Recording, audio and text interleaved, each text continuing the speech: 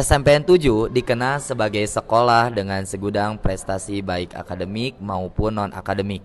Selain itu, SMP 7 dikenal sebagai sekolah yang agamis yang kental dengan keagamaannya, seperti pembiasaan sholat duha dan zikir pagi, serta sholat zuhur berjamaah. Selain itu, banyak kegiatan ekstrakurikuler dan non-ekstrakurikuler.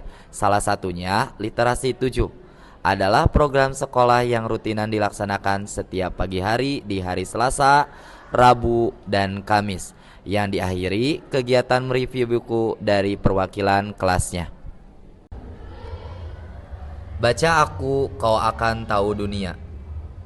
Saya Denny Lestari, guru bahasa Indonesia di SMPN 7 Bandung. Sejak tahun 2023 hingga kini 2025, saya berkomitmen mengembangkan program literasi 7, menumbuhkan budaya baca melalui apresiasi dan kolaborasi. Amanah sebagai pembina literasi saya jalankan dengan sepenuh hati sebagai wujud dedikasi saya untuk mewujudkan budaya baca yang berkelanjutan di sekolah tercinta ini.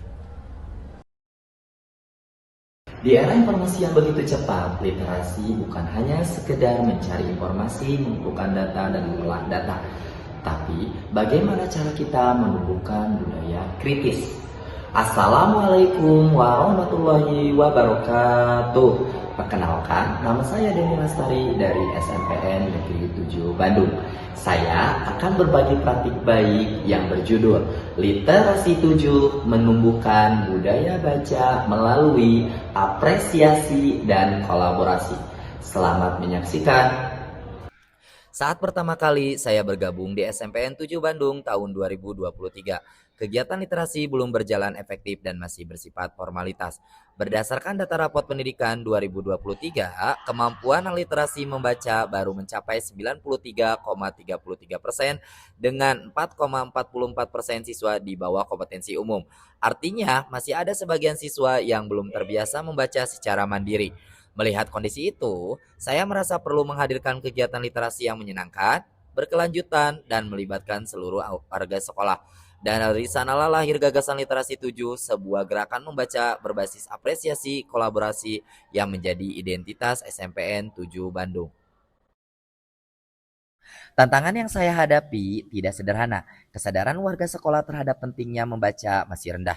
Kegiatan literasi belum menjadi kebiasaan dan kolaborasi antara guru belum terbentuk kuat. Saya bertanya dalam hati, bagaimana membuat membaca terasa menyenangkan dan bermakna bagi siswa? Bagaimana mengajak guru lain ikut terlibat tanpa merasa terbebani?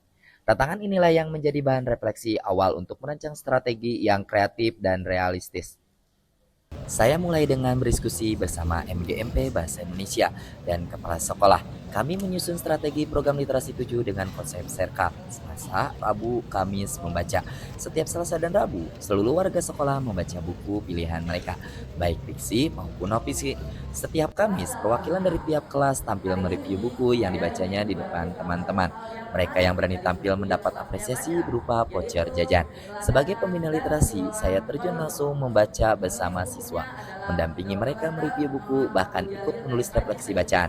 Saya percaya keteladanan guru adalah energi penggerak utama budaya literasi. Selain itu, saya membentuk tim Sahabat Literasi 7 yang beranggotakan guru-guru muda dan duta literasi siswa.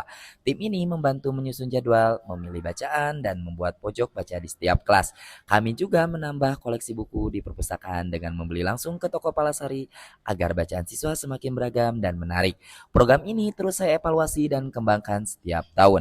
Dari tahun 2023 hingga 2025, Literasi 7 bukan hanya kegiatan rutin, tapi sudah menjadi budaya sekolah yang hidup.